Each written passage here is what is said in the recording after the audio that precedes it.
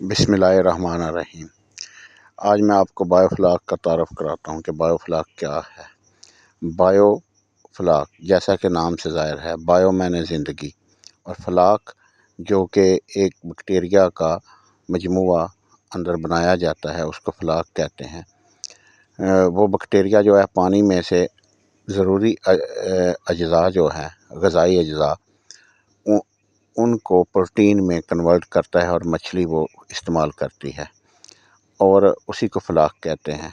Biofloc का मतलब यही है कि फ्लाक में से यानी आपके टब में से उसने ज़िंदगी लेनी है और पलना है।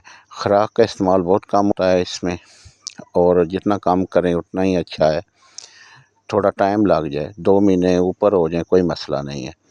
ये आज मैंने सोचा मैं आपको इसका एक तारफ़ करा दूँ कि बायोफ्लाक है क्या। ओके जी।